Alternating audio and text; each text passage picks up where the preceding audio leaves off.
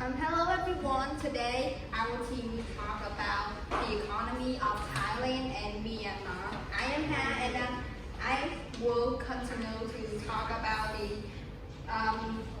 the background of Thailand.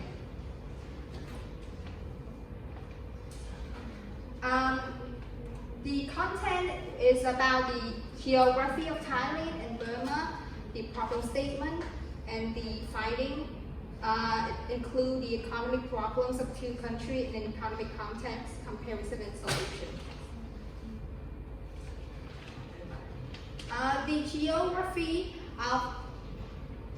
This is the geography of Thailand. It's located in Southeastern Asia, bordering the Andaman Sea and the Bay of Bengal between Bangladesh and Thailand.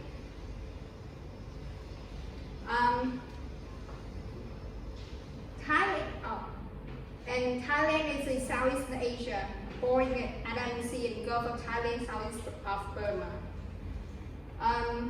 The land use of Burma is an agricultural land is 19.2%, arable land is 16.5%, permanent crops is 2.2%, permanent pasture is 0.5%. The land use in forest is 48.2% and the others is 32.6%. In terms of Thailand, the agricultural land is 41.2%, arable land is 30.6%, permanent crops is 8.8%, permanent pasture is 1.6%, the forest use 37.2% and the other 21.6%. Next is the problem statement of Thailand, and Bertrand will continue. And now we turn to the problem statement of Myanmar. The government reforms in 2011 and the subsequent easing of more present sanctions led to accelerate growth from under 6% in 2012 to 27% in 2013 through 2017. Burma's abundant natural resources and young labor force attracting to foreign investment in the energy, government, information technology, and food and beverage sector. Despite this improvement, living standards have not improved for the majority of the people residing in rural areas. Burma remains one of the poorest countries in Asia. Approximately 26% of the country, which have around 51 million people, live in poverty.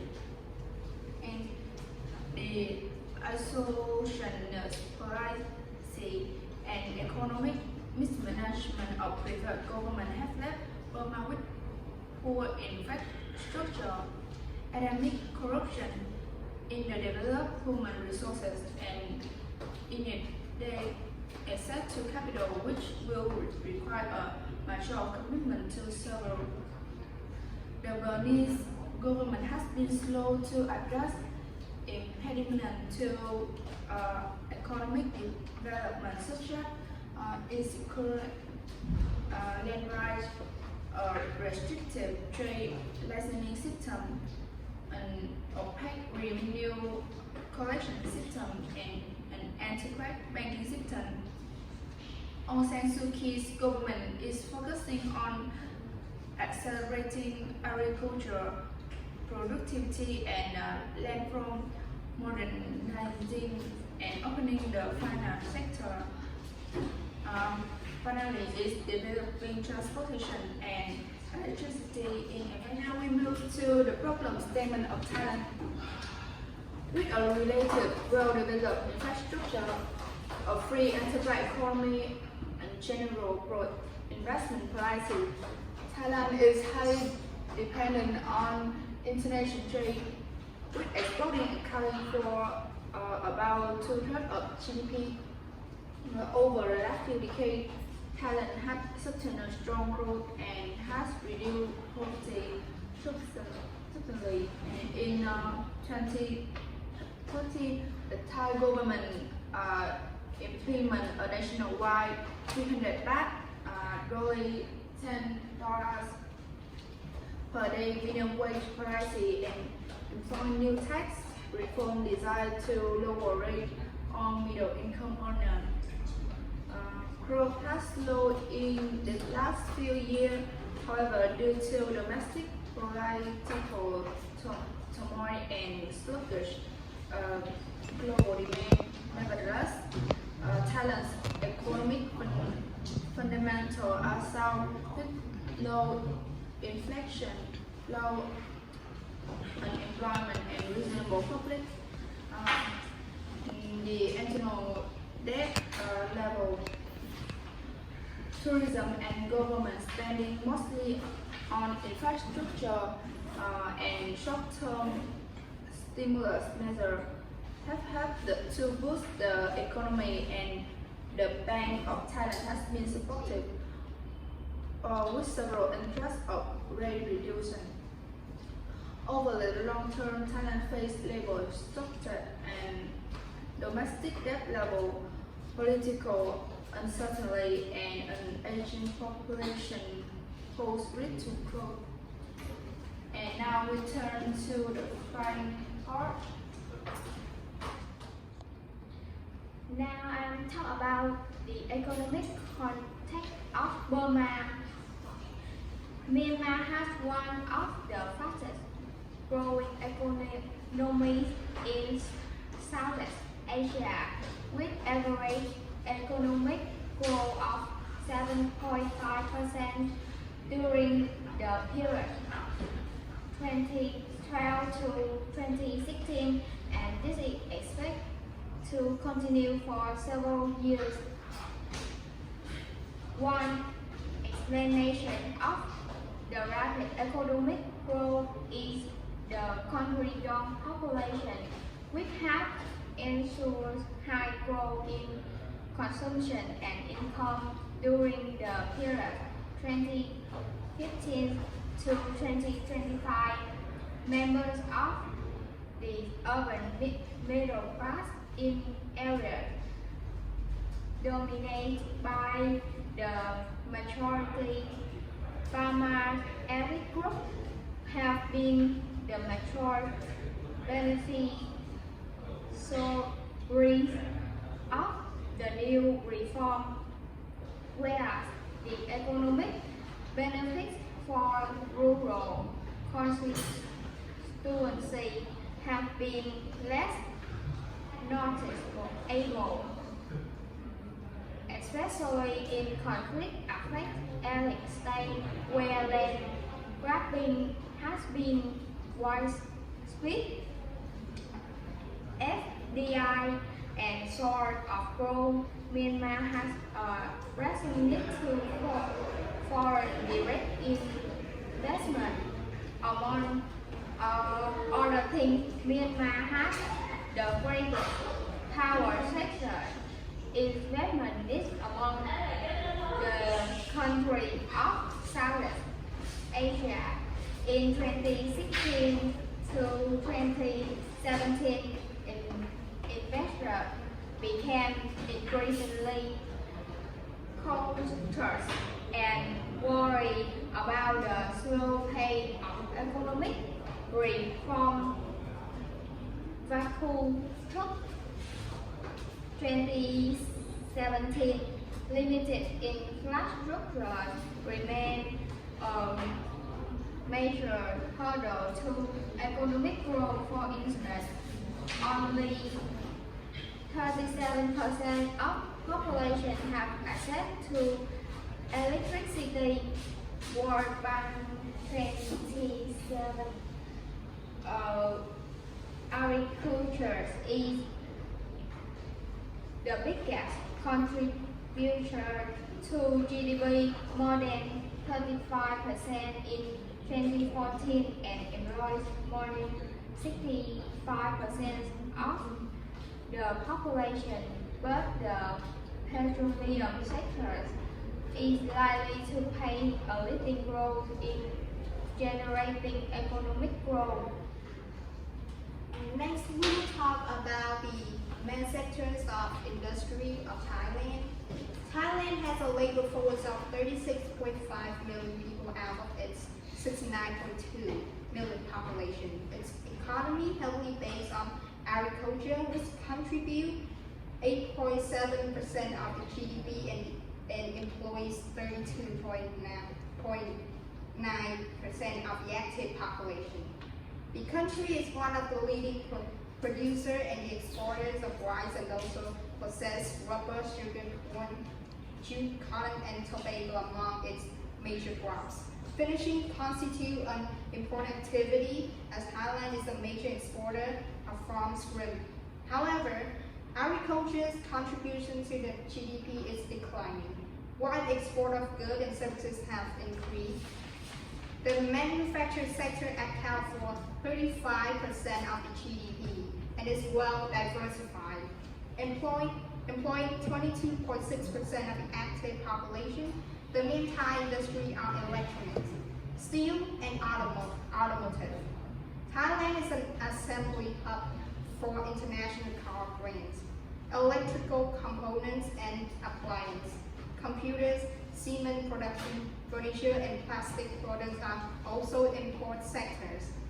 The textile sector employs less than a quarter of the active population and is no longer as dynamic as tourism, which has become the main source of foreign currencies. The tertiary sector, including financial services, is rising and contributes to 56.3% of the GDP. It employs 44.6% of the active population. Tourism plays an ever more important role in the Thai economy. According to the Ministry of Tourism, Thailand welcomed 38.28 million visitors in 2018, accounting for 18.4% of GDP, and allowing the country to become one of the top 10 travel destinations. China provides the largest number of tourists, 27.5 of total. About the foreign trade figure of Thailand, Thailand is an emerging economy that is highly dependent on exports, which account for more than 2/3 of GDP. Thailand is an active member of ASEAN and is very open to international trade, which representing 122.8% of the GDP. World Bank 2017, the main export commodities are data processing machine, 5.9% of the GDP.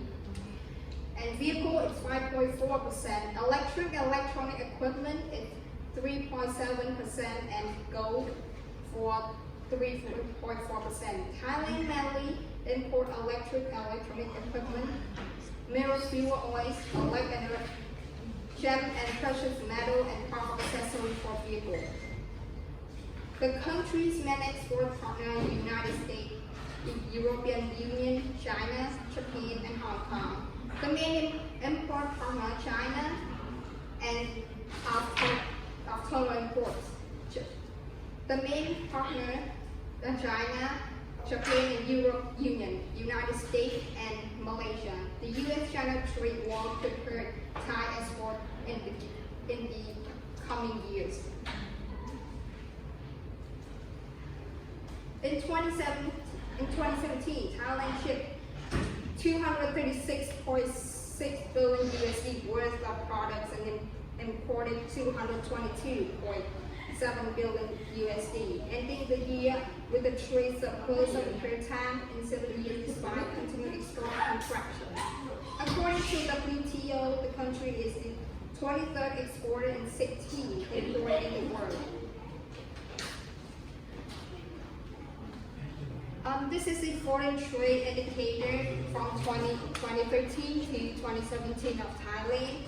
As you can see, the import of goods, these are the import of goods, the export of goods, the import of services, the export of services, the import of goods and services, among the export and goods and services, including the import of goods, export of goods, trade balance, including service minimum USD and foreign trade. And now we will turn to comparison between Thailand and Myanmar. The new Myanmar government led by Aung San Suu Kyi and her National League for Democracy, named NLD, is committed to an equitable development.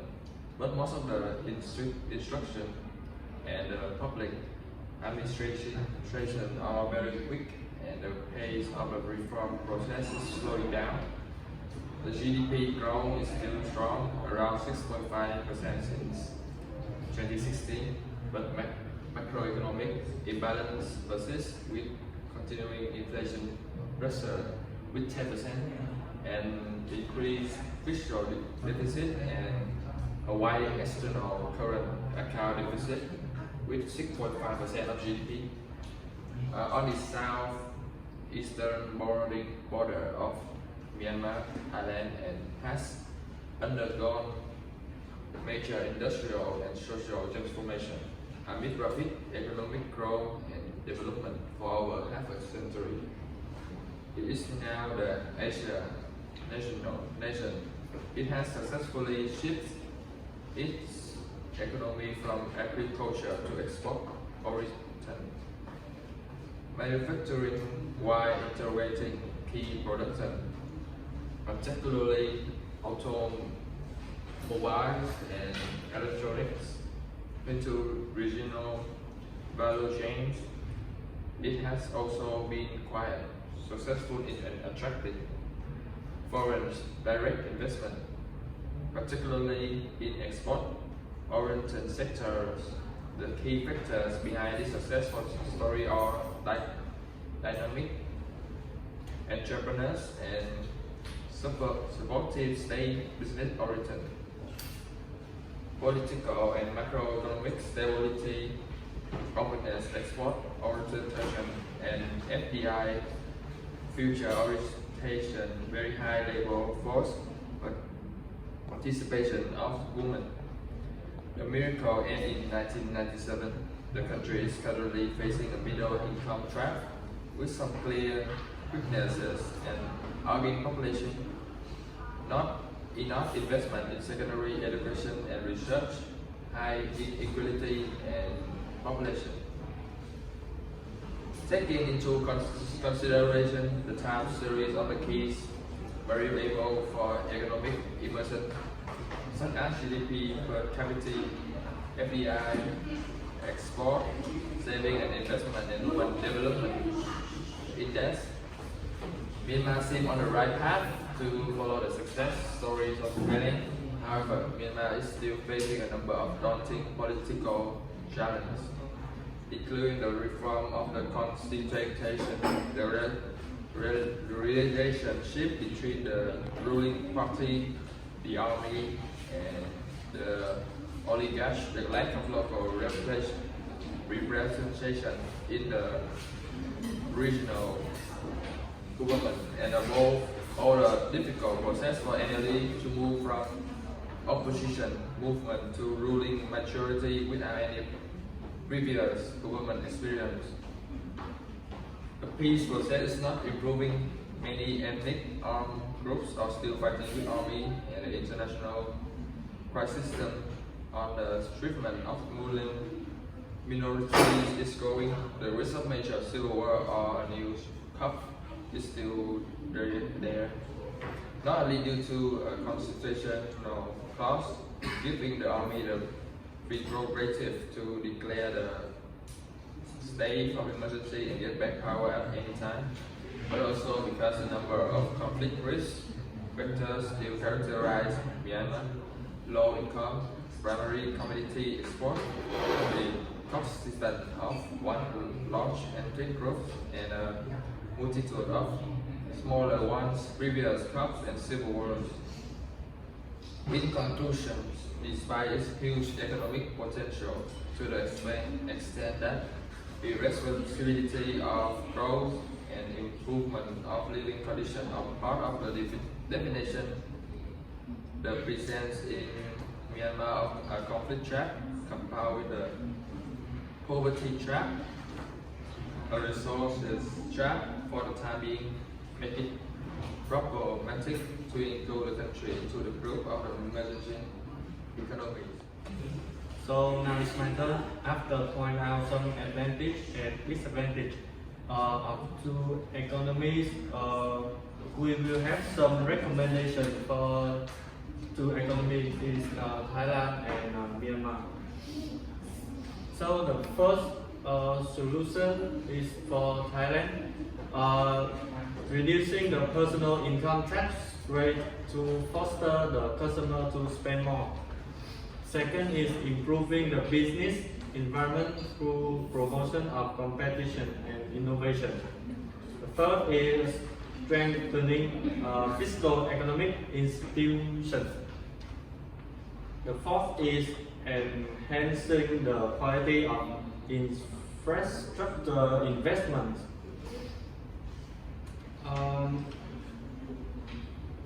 So these are more solutions for Thailand are addressing climate change and water resources management, promoting quality and education, supporting inclusion of vulnerable groups, particularly in the conflict areas of southern Thailand.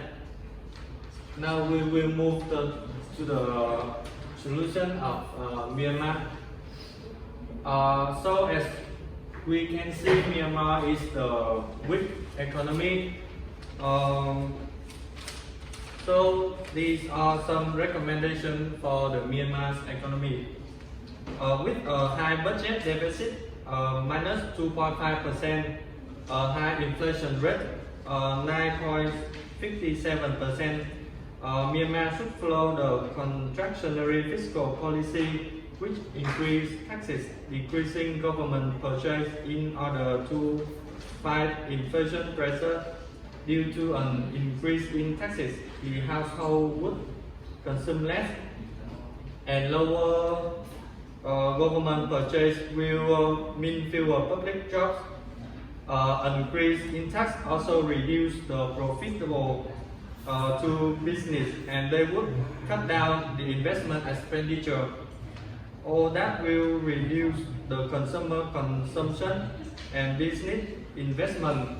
As a result, it will cool off the economy and reduce inflation. Second is improving regulation, taxation, and eliminating corruption should be continued and expanded.